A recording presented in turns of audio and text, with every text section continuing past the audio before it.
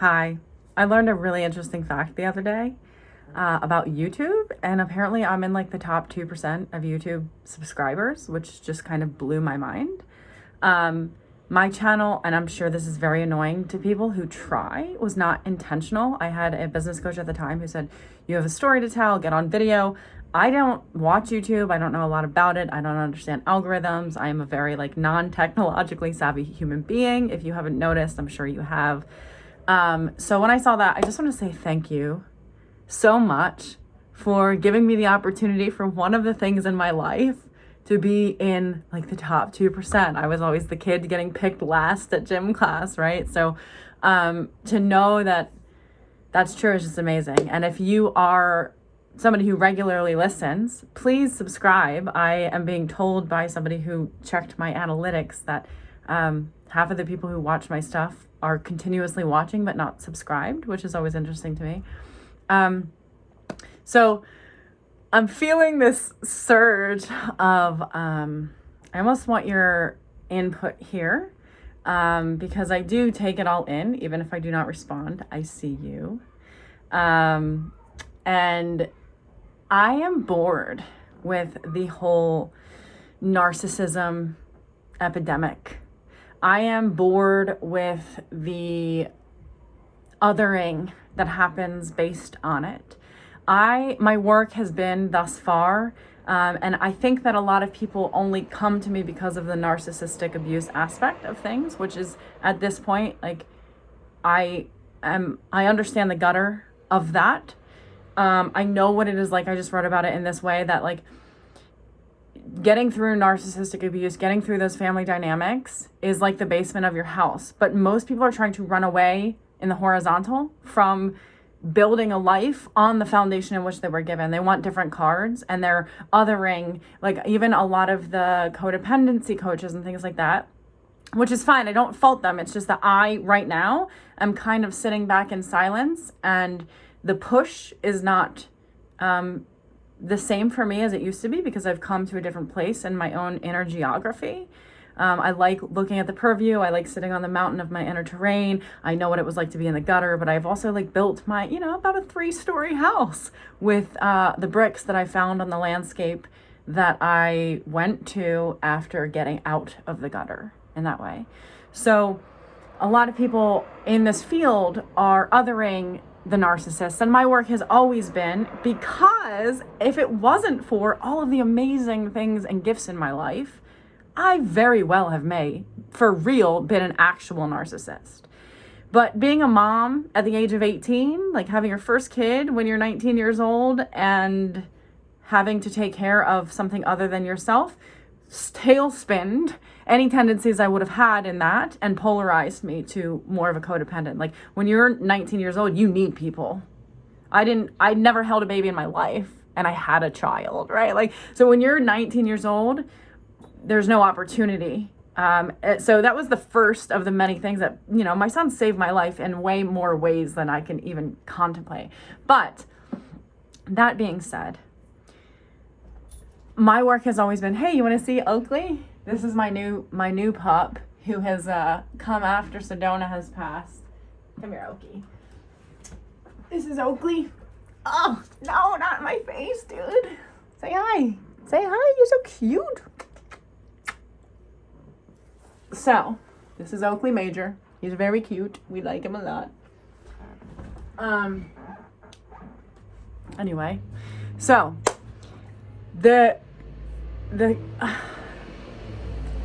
my work is in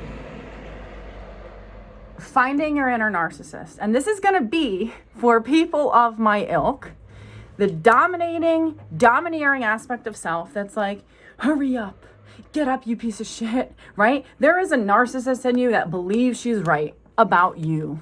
Like, she is an aspect that dominates the forefront of the personality that is not outwardly narcissistic necessarily to the world, but she will exploit the shit out of and use and have zero empathy for the reality of the inner you that is actually tired or trying or just going with the flow and allows rest and relaxation. The inner narcissist is what keeps women sick. So she's in there. She might not be doing it to the outer world, but she's doing it to the self. So when people in my field externalize the other and they say, cut off your family, cut off the narcissist, what makes you attracted to narcissists? Well, I'll tell you, the way to be narc-proof is to be a sovereign person. You know people that can tolerate the narcissist and see them. They see them even, and they tolerate them, and they might even love them and just go like, what's your problem? Just let them be what they are. They're narc-proof because they themselves are sovereign. But in the dynamic of narcissism and codependency, both of them are pushing and pulling. And that, when we externalize that push and pull and say, oh, codependence shouldn't, what is going to make you like not attracted to those kinds of people? And it's the othering. It's like, how do we digest that we actually do theoretically understand that other person? That's why we are attracted to them. We just don't like what we understand about them, right? And that understanding might be the inner monster that's just trying to devour and doesn't know its place. This is something that happened the other day that I found interesting. I'm working with somebody whose energy system is not like any energy system I've ever worked with before. Hasn't been as clear to me anyway. She's a very clear energy system, but the way that her energy operates is very much inverted, very much behind herself. And there is this monstrous, insatiable thing that she leaves wide open. So to the people, she looks open until you talk to her, and then she's like, I'm going to shut you down, because there is this wide open thing that she kind of allows other people to come into her space, and she'll theoretically devour them in her space, but she defines herself by who comes into her space and who's in her space, and she's looking for them to make something of her. So this is actually interesting. As I'm saying this, I have quite a few clients like this who go, I need the support of this person. I need the support of this thing, and I don't have it, so I can't make myself. I need this thing to happen, so I can't make myself. But they long to be in their self, and they want to be self-made while also want zero responsibility for making themselves. So what my suggestion was to this person, and what my feeling is about this, is probably applicable to many people, that to be narc-proof and to not be, because most of my demographic, you're so used to crazy that when it's calm, you become crazy. And that is what I am here to neutralize in people who deserve to receive a reality that doesn't hurt them.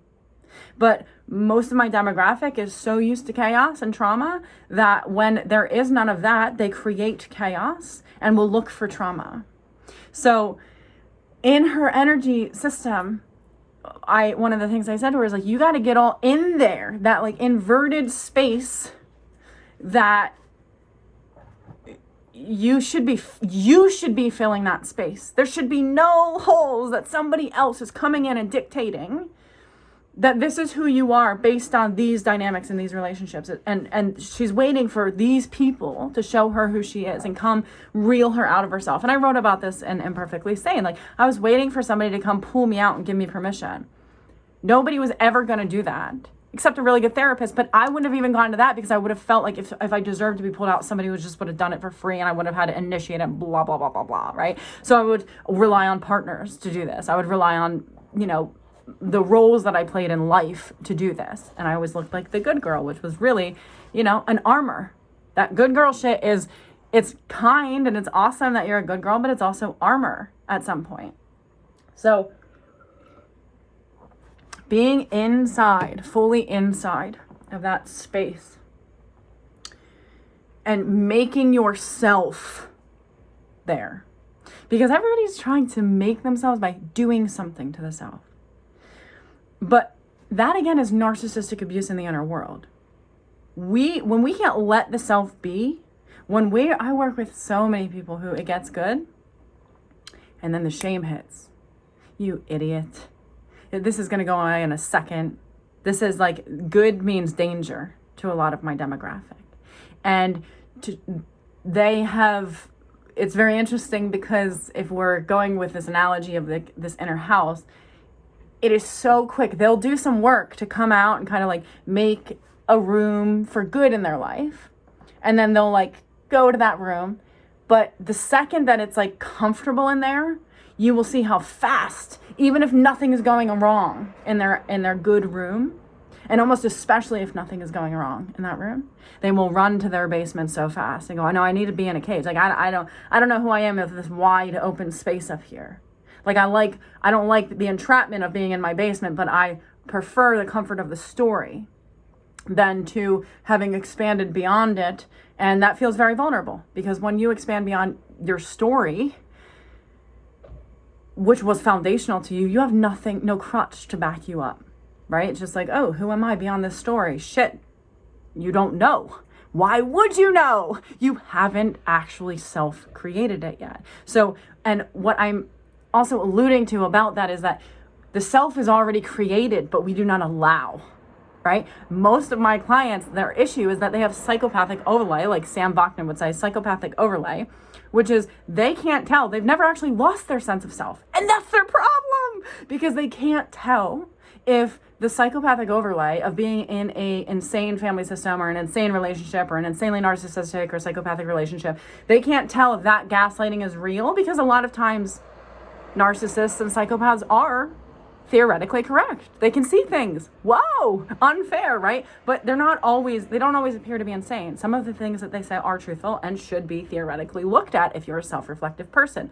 But the person who's been gaslight, systematically talked out of themselves and repeatedly told, like, you are a piece of shit for this, is going to, and also keeps themselves in that, because that's a lot of effort to keep the self, and it's a lot of confusion when you see this other filter that you're supposed to be looking at the world at, which is like, I'm a piece of shit, and like I can see myself and they're right about me, but also like there's this overlay that they can't tell if the overlay is more true to who they are or themselves is more true to who they are. So the overlay antagonizes the self.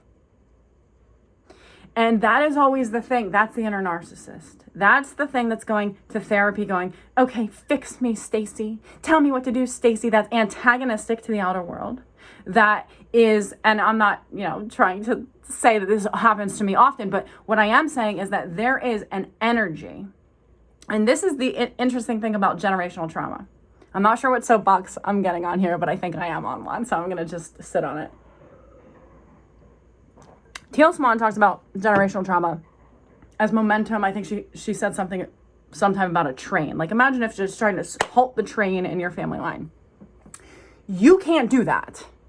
You would break all your bones and die. The only thing that we have access to in healing generational trauma, and as somebody who would have loved to say, I'm a generational chain breaker and blah, blah, blah, I would say that maybe I'm an untier of knots at this point, but you only have such capacity to pivot the thread in a certain way. You only have such capacity to pivot that momentum of that generational trauma that you are inheriting.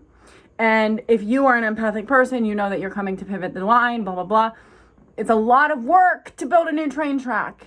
It's a lot of work to build new neurons in your brain once you have been systematically taught to believe something.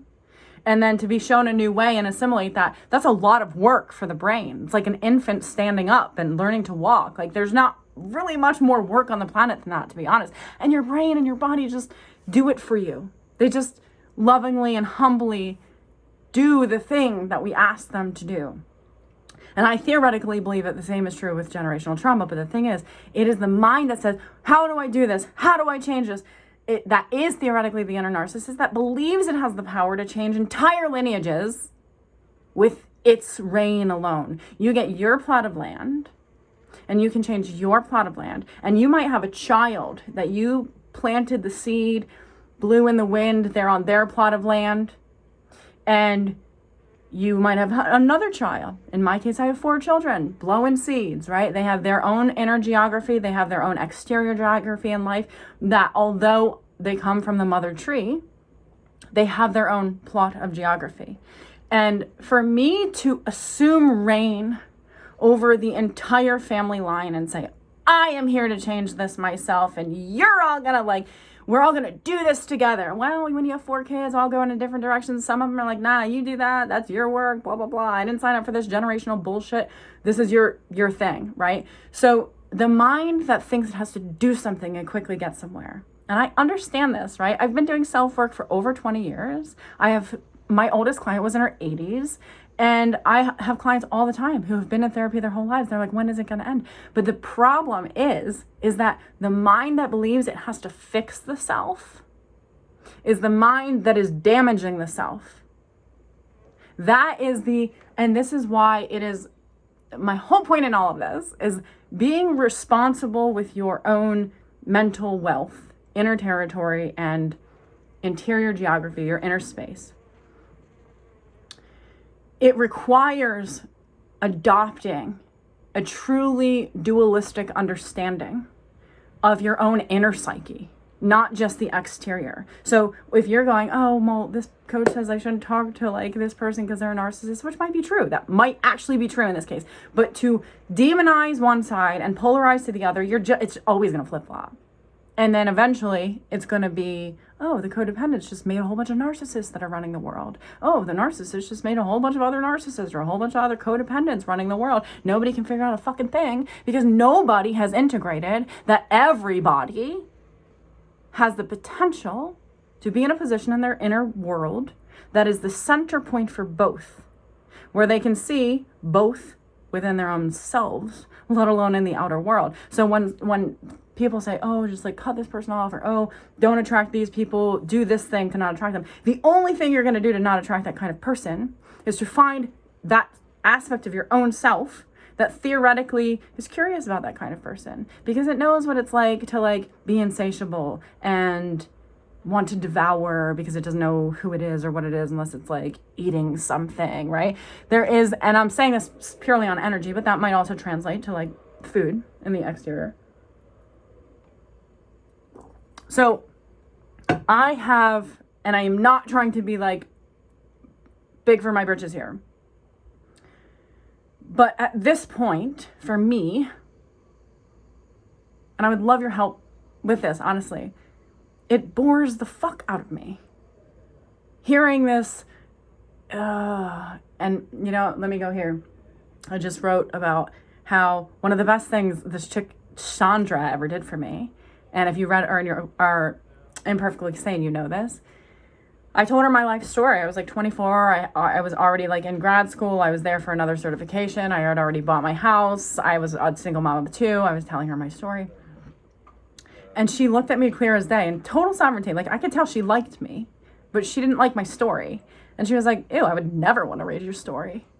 And I was like, oh, well, interesting. That was like both rude and refreshing at the same time. And it took me 10 years to pivot that story. So my story became something completely unrecognizable in energy to the story I told her. I remember it as foundational. I remember it as a home base that I built the rest of my vertical self on.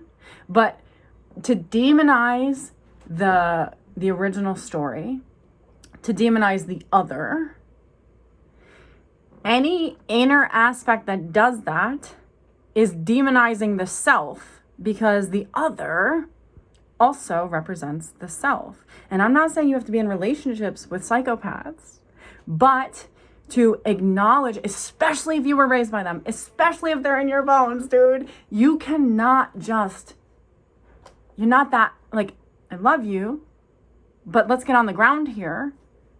You can't erase reality. You just can't do that. And if you come from that, and your DNA is that, and that's in your bones, and you just want to polarize against it, I'll say this again. I've said it probably on this YouTube channel several times at this point. When my daughter was 15 years old, she said to me, you were always so busy looking at your mom trying to decide who not to be. So think of it this way, right? Here's me, here's my daughter, or vice versa. I have to do it vice versa. Here's me, here's my daughter. And I'm looking at my mom, trying to decide who not to be. And my daughter, I'm supposed to be like holding her hand and like going through life with her, or maybe like theoretically looking at her and seeing her world. But what I was doing is looking at my mom and going, let's not do that. Let's not do that. And her whole focal point was on the thing I was telling her not to do. And she aligns to that. And she admittedly, blatantly is aware of this pattern. She's very brilliant. Maybe one day she'll be our therapist. No, she's not into the therapy thing right now. She thinks all of this is bullshit and fringe at this point. But So it goes. So it goes, right? Kids who are given free rein want structure. The polarization that happens if we do not meet in the middle. It's going to happen in your generation. That's the thing. It's like, I see it every single day of my life. Well-meaning, amazing parents that go, my kid hates me. And my kid's raising my grandkids exactly the same way that I raised them, but she can't see it. So to think, and in this sovereign space, it's like allowing the self to be, instead of antagonizing the self or being so self-righteous that you think you're going to change the entire narrative of the entire story. I changed my narrative. And you can go re-earn your luck, and maybe it sounds far removed from what I'm saying right now, in a way. Because a lot of people say, oh my God, I picked up the pen to write my story. And I think that everybody should write their story. But this is actually ironic. So many people have asked me to ghostwrite their story. But the energy of what they're asking me is from the place that I was kind of telling Chandra about my story. I was like, oh, I'm going to write about it one day. And in fairness to me, I am a natural born writer. Like if I had it my way, I wouldn't have to work for money. I would just be, writing. And that would be my gift. And it would ideally touch more people even. And ideally, I would even be able to make more money from that situation. But I'm a natural born writer. So writing for me has always been something I knew I was going to do. I used to tell my parents when I was like 5, I'm going to write about this one day. They didn't believe me. They should have. Don't underestimate somebody who tells you some shit like that, even if they appear to be nuts, right? So I wrote that story though, 10 years after Chandra said I would never want to read your story. Because from the inside out, I theoretically changed the story. But the thing that I changed the most is that I am now sovereign from the story, not within the story.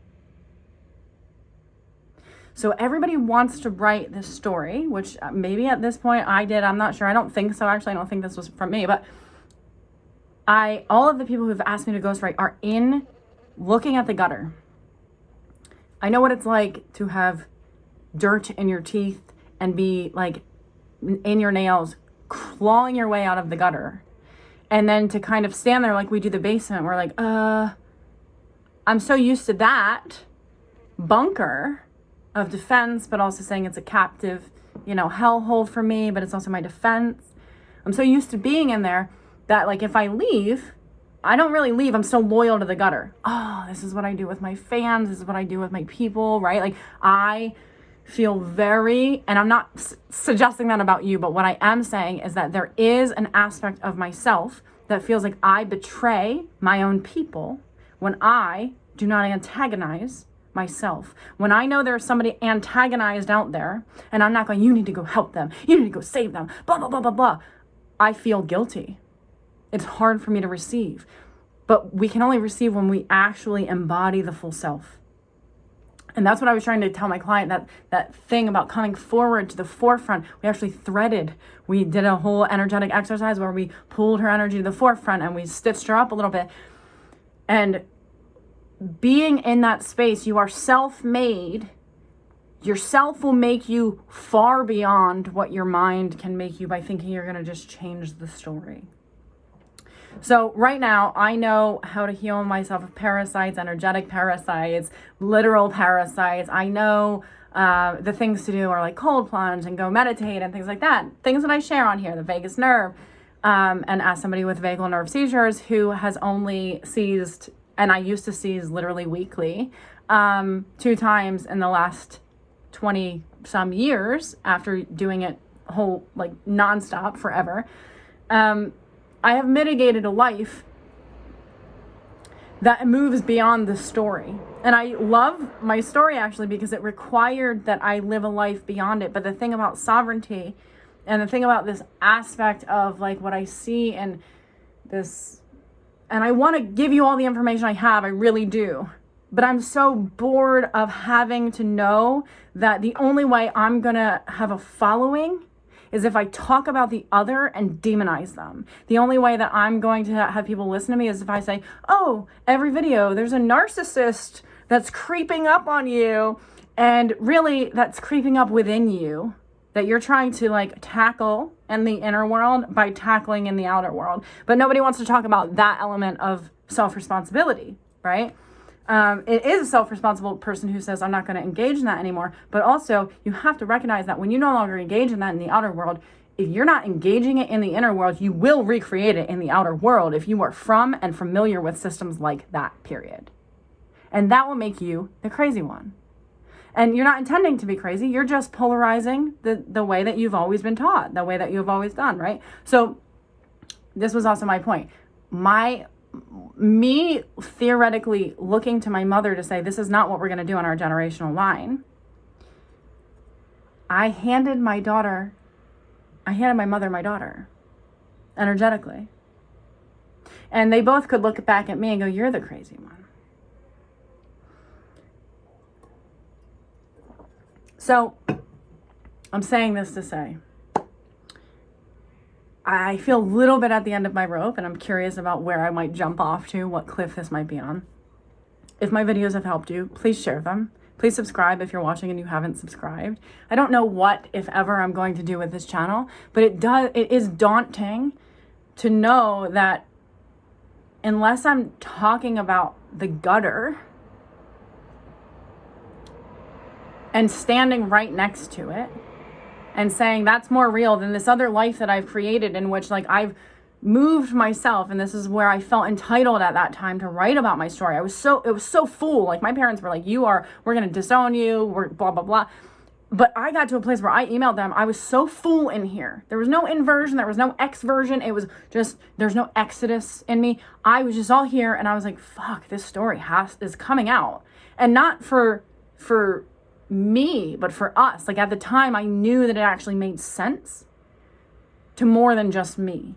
And at the time, I felt full enough to share it in a way that I was actually sharing instead of dumping. Instead of going, I'm telling my story and saying like the gutter's more real than this other thing. No, there's other thing I created that the gutter was foundational to create, but I created enough space in my inner world. That's why I love writing, because awareness just, it writes itself in the center point between the seer and what is seen. And for me, that was the story.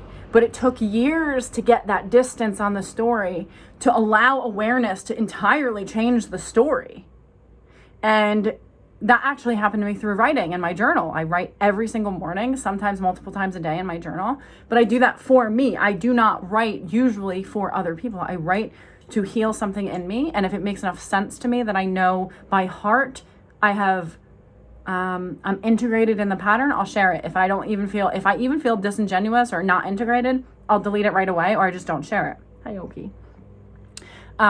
So my point in saying this is that there's only so much that you have the power to do in your generational line.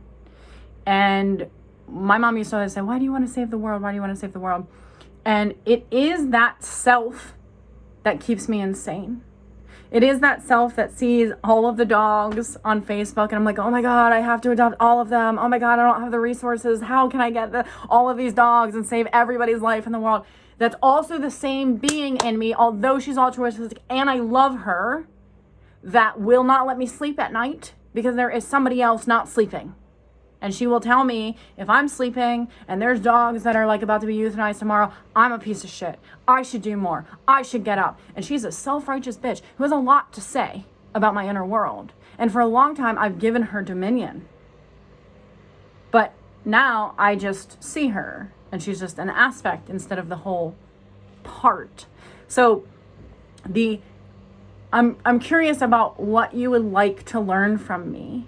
At this point, because at this point, I actually think that I've evolved to a place where I am aware that all of my clients, their issue is not in narcissistic abuse at this point. It is not in, they can see all that. They're distant enough from that, but they cannot receive reality. They cannot receive a life that is rooted in reality because they've been talked out of reality. So they'll be actually wealthy and literally feel poor, or they have a great relationship and they'll be looking to dig and go like, well, what's going on here? This isn't around. Like there's no receiving of the new. There's no expanding into the unknown.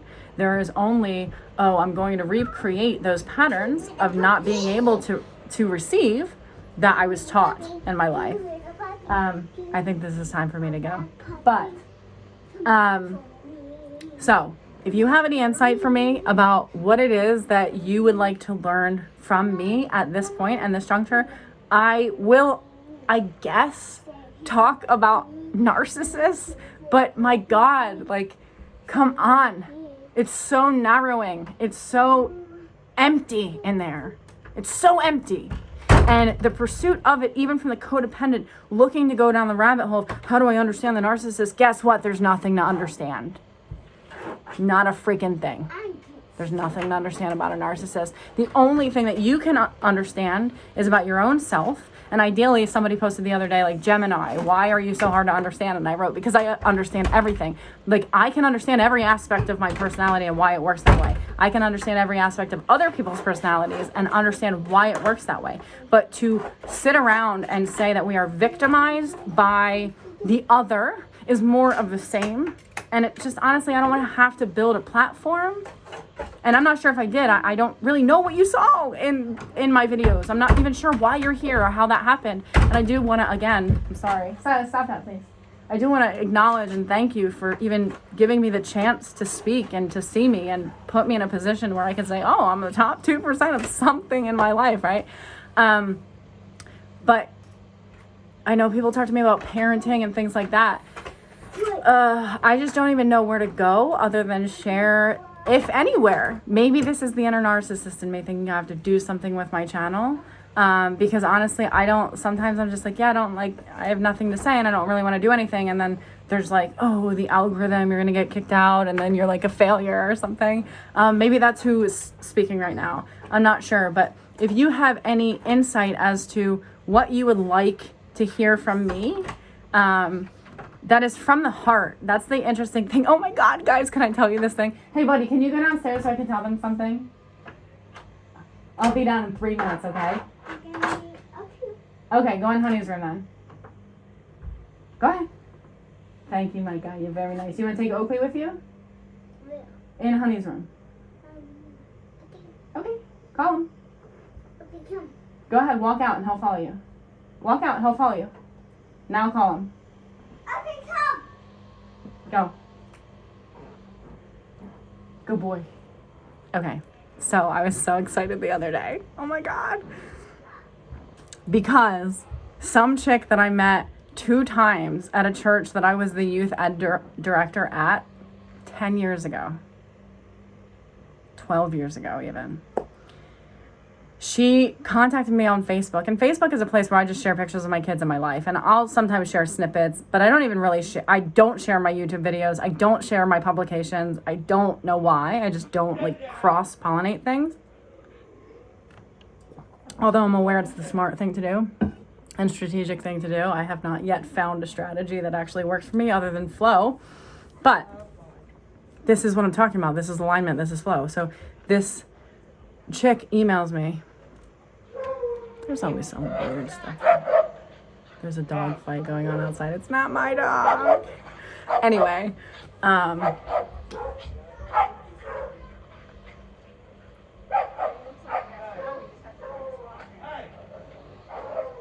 sorry about this.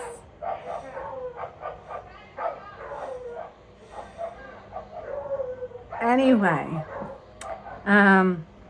this chick contacted me and said that she wants me to be her counselor.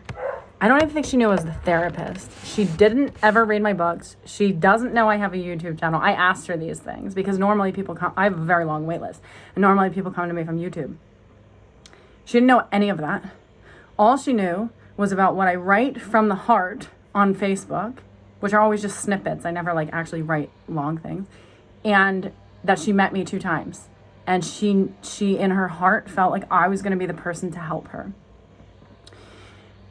And as a writer for me who writes from the heart and who would prefer people come to me on the ground and that come to me with this pulse that I write from more than what I speak from.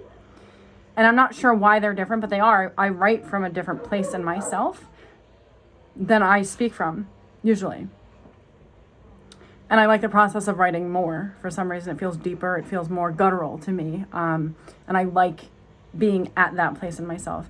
So this woman contacted me just saying like, hey, I want to pay you money to like help me through something because I know by source you're the person to do it.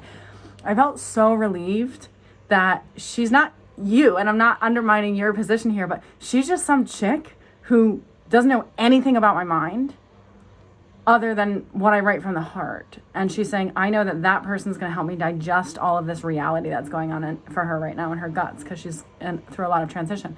So that made me feel so seen as like a writer. And that is, again, like if I had it my way, that's basically what I would be doing. So I'm not entirely sure, and I never have been. And maybe that's like also like part of my plan in life is like, I don't have plans. I allow, usually my inner work allows me to not antagonize the self, to let the self rest, at this point anyway. But I'm not really sure what the point of this YouTube channel is. And I'd be curious to know what you think it is, so that I can get a pulse on the rhythm that I can, like, I only tap into, but I do not necessarily like wait for those reflections, if that makes sense. Like, I'm just riding the wave and being in flow. But the other day I felt so in flow when this woman contacted me with that way of being, just like, hey, like, you're going to be the person who helps me.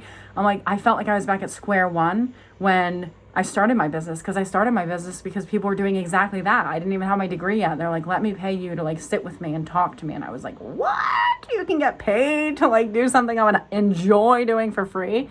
But now I do understand the mental energy that goes into it, and like the boundaries necessary to be that person. But so if you want to reflect to me, what this channel is or does for you, or where you even hear it in your body, because I don't want to be like this polar person all day, every day, who has to focus on the other, when I 100% changed my world. And I've watched my clients who are brave enough to do it, and they will all say, I cannot believe I have this relationship with my family system. Like, literally, it's unbelievable. I should have some of them on here sometime, where they come from insane chaos, and now they're able to literally say to their father, who's like normally dominant and like difficult, like, fuck you, and he stops, right? And I'm not saying that that's like necessarily the best way to be, but it is healed. It is healed in her. I know it. It is healed in them. I know it. Biting my basketball clothes. He did? Yeah. All right, let's move your basketball clothes, okay? Let's get him out so he can't bite him again. Okay, point is, if you want to help me out by letting me know what this channel does for you without demonizing other people, even though I so understand what it's like to be in the story where like you are up against all odds. I'm in one right now. I'm really actually in one right now. And it feels like I'm in a cage. But the me that allows is the me that heals, and the me that gets involved. And that's the me that allows also, like, God, I'm really on a soapbox here today. This thinking that other people are going to come give you support, and like relying on them and being disappointed and waiting on them, and thinking that like other people need to change. Like, your relationship with Source is where all of your goodness comes from. And when we negate that source and look to other people, although they are an aspect of Source that is reflected to us, but when we get caught up in your aspect has to do this for me or else you're not of Source, that's not of Source. So I definitely want to keep my focus in a pure way, which is like, I don't want to demonize other people, because I really do understand that most people are doing the best that they could do, even though they're a total piece of shit. Which I'm being funny, but also like, fuck you, right? Pieces of shit suck. I get it. But I believe our work is to recognize our relational ability with that piece of shit and understand something about ourselves through knowing that we are. Something in us aligns to that for some reason. And it's here to teach us, it's for us, it's not against us. So sovereignty for me, in relationship to other, but also the story, is I could write a story in which I was absolutely sovereign from the story. I had distance on the story. I was like 5 layers out by the time I actually published my story, from when Sandra said, don't, like, I would never want to read your story. It took me 10 years of pivoting and doing the hard work of like being on the ground. That's the thing. It's like that work that creates generational change. It only creates change, for one. And two, it's on the ground and it's dirty. It's not up above like, I am going to do this. I am like, I'm a warrior. Yeah, you are a warrior, sure. But true warriors lead on the ground, not in the sky. And that same thing is replicated in your mind to yourself when you think, I'm going to be this person who's going to break generational chains and generational trauma. And you are going to be that person. And ideally, so is your mother, ironically, and your father, ironically. They're just pivoting slower than you'd wish. And here you are, pivoting slower than you'd wish. Going, oh, fuck, why am I still in therapy after 40 years? And it's not because therapy is a sham. It's because you still think that there's something to fix instead of something to live.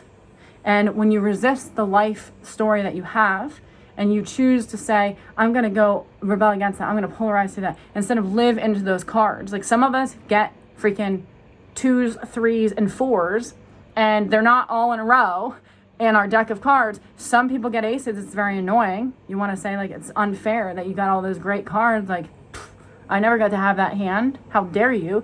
But the only thing that you can do is play your deck of cards. And you can say, oh, I don't want to be exchanging with a narcissist or whatever, so I have to learn how to not do that thing, so I'm not victim to something else. But that thing is going to keep you victim to something else that believes that that's what's true. Sovereignty is not a victim. Sovereignty is full. There's nothing to come into sovereignty. There's nothing to go out of sovereignty other than overflow. So, if any of that made sense, tell me what the hell I'm here for. Please, I'd be happy to hear what you have to say. All right. I love you guys. Seriously, thank you so much. Share a video that has helped you the most. Apparently the algorithm likes it. Comment on my videos. Apparently the algorithm likes it. It's very weird that I'm subject to like AI running my connections. I have to think that there's some like universal thread in there, but also like, dude, it's weird where we're getting. And I don't really even want to beat that system. Right? I don't want to go, how do I, blah, blah, blah. Like, I don't want to fix or change or make more. I just want to be and see and know and feel and allow. And that is what most of my clients need, is that they're coming going, I need to fix this now. Tell me what to do now. And they're all self-righteous and they're like, I've tried it all. What are you going to do? Tell me what to do now. It's like, okay, that's not the you that heals. That's not a body at ease. That's not a mind receptive to reflection. That's a mind that thinks it knows, and it's self-righteous, and it's the mind that wakes you up at night and goes, you should go out and save an animal, you piece of shit, you're not doing anything. That will say to somebody else, like, tell me what the answer is right now, I need to fix this now. And it's the same aspect of self that comes to therapy after 40 years and goes, oh, I've been doing this for 40 years. Like, oh. It's antagonistic. It's entitled to something. It thinks it's not getting. It has no empathy for the process. It's impatient, right? And it will exploit all of your inner resources.